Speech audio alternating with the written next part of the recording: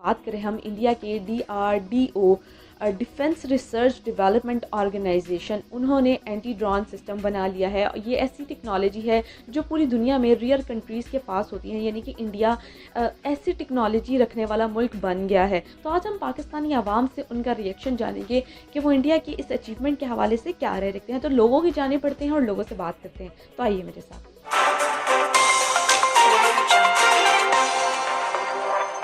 Programme का basically सवाल ये है कि अगर बात करें हम इंडिया के एंटी ड्रोन सिस्टम की, तो इंडिया ने ये टेक्नोलॉजी बनाई है एंटी ड्रोन सिस्टम, और ये टेक्नोलॉजी किसी भी मतलब ड्रोन को न्यूट्रलाइज कर सकती है, यानी कि काउंटर कर सकती है। इस हवाले से आपकी क्या राय? देखें, हर कंट्री की अपनी अपनी डिफरेंट टेक्नोलॉजीज़ हैं। उन्होंने खुद को प्रोसीड करने के लिए, खुद को डेवलप करने के लिए ज़ाहिर बात है कुछ ना कुछ टेक्नोलॉजीज़ लानी है। जैसे चाइना इन अ सेंस देखा जाए तो वो काफ़ी आगे है, हमसे डेवलप कंट्री है। उनकी डिफरेंट टेक्नोलॉजीज़ जो हमारे पाकिस्तान में अभी तक दूर दूर तक नामो निशान नहीं है। तो ड्रोन बनाना इटसेल्फ उनके डिफेंस के लिए अच्छी बात है। वो अपने डिफेंस के लिए अगर ड्रोन सिस्टम यूज़ करें तो मच बेटर। मैं तो कहूँगी कि हर कंट्री को अपनी सिक्योरिटी के लिए, अपने डिफेंस के लिए करना चाहिए। ठीक हो गया। देखें, अगर हम डिफेंस पर्सपेक्टिव में बात करें तो जो ड्रोन की जो इमरजेंस है वो काफ़ी ज़्यादा एक थ्रेट रही है बहुत सारे मुल्कों के लिए।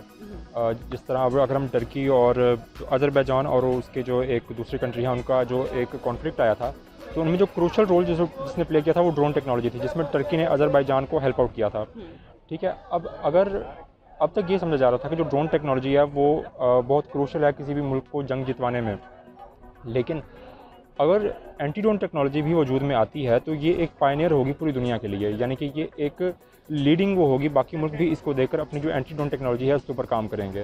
तो अगर कोई मुल्क इस पर काम कर रहा है तो वो इसका पायनियर है, यानी कि वो इस पर स्टार्ट कर रहा है काम। जी, मैं इस बारे में यही कहूँगा कि अच्छी बात है अगर इंडियंस ने ऐसा किया है तो देखें, इसमें कोई इशू नहीं है। वो हमारा हमसाया है, नो डाउट कि हमारी उनके साथ जंग रहती है। मुख्तलिफ मामलात पे, मुख्तलिफ इशूज़ पे हम उनके साथ इख्तलाफ करते हैं, लेकिन जो तरक्की है वो कोई भी मुल्क करे हमें खुशी होगी। उसकी ये वजह इंडिया ने बनाया, शायद उसको देख के हमारा मुल्क भी कल को बना ले। अगर जितना हमारा दुश्मन तरक्की करेगा डेफिनेटली हमें भी उतना ही एफर्ट करनी पड़ेगी, अगर हम पॉजिटिव वे में सोचें तो। यानी कि आप ये कहना चाह रहे हैं कि हम उनको आइडियलाइज करके काम करें? हाँ, इसमें कोई इशू नहीं। आइडियलाइज अच्छी चीज़ में किसी को भी आइडियलाइज कर लेना चाहिए, चाहे वो इंडिया है, चाहे वो अफगानिस्तान है, चाहे वो अमेरिका है, कोई भी है, इसराइल भी है। इवन हम अगर वो कुछ अच्छा करते हैं हमें चाहिए कि हम उससे अच्छा करने की कोशिश करें।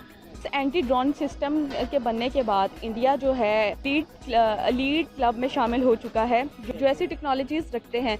तो अगर टेक्नोलॉजी वाइज देखा जाए तो इंडिया का जो रैंक है वो 5th रैंक पर आ रहा है पूरी दुनिया में। ठीक है, टेक्नोलॉजी वाइज ठीक है। Aahista Aahista India super power country बनता जा रहा है, उसमें शामिल होता जा रहा है। क्या कहेंगे आप?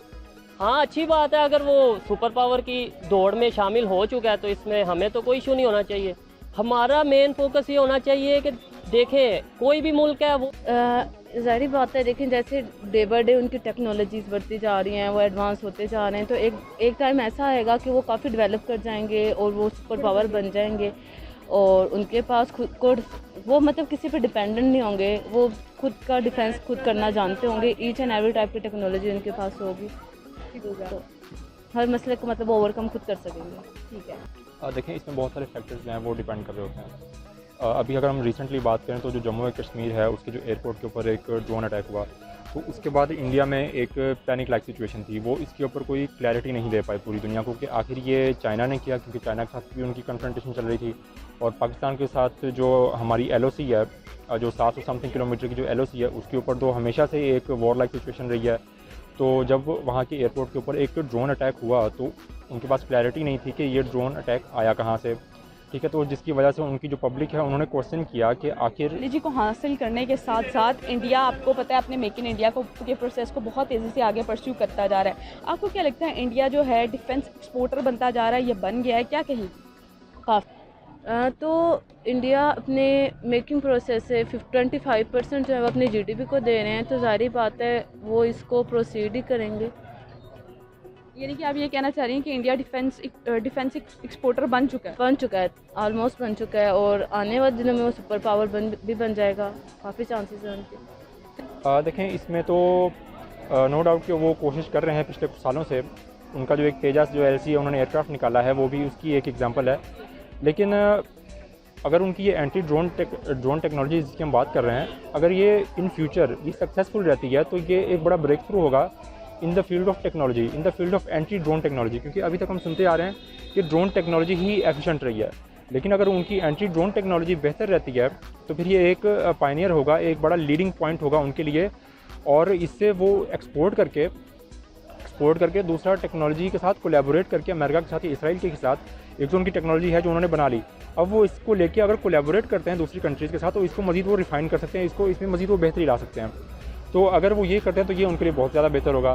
तो फिर ये है कि इससे उनको बहुत ज़्यादा एक्सपोर्ट ऑर्डर भी मिल सकते हैं। जब अब देखें अमेरिका ने जब F-16 बनाया तो मोर देन 50 कंट्रीज़ हैं जो F-16 इस वक्त यूज़ कर रही हैं। तो अगर इंडिया भी इस तरह कोई लीडिंग टेक्नोलॉजी लेकर आता है जो मार्केट में पहले से एग्जिस्ट नहीं करती, तो उनकी जो डिफेंस मार्केट है वो उसको इससे बहुत बूम मिलेगा और वो बहुत ज़्यादा फ्लरिश कर सकती है कि सिर्फ एक वो लीडिंग टेक्नोलॉजी की वजह से। देखें, मैं इस हवाले से यही कहूँगा कि अल्लाह करे वो बेस्ट स्पोर्टर बन जाए, कोई मसला नहीं, हमें क्या उससे मसला है। आप ये मतलब क्वेश्चन कर रही हैं कि आने वाले वक्त में शायद इंडिया हमारे से आगे हो जाएगा। इंडिया आगे हो जाएगा तो इसी बहाने से शायद हमारे सियासतदानों को, हमारे साइंटिस्ट को, या जो भी हमारे करता धरता हैं उनको कुछ ख्याल आए कि हमने भी तरक्की करनी है और हम भी उन्हें देख के शायद आगे बढ़ें।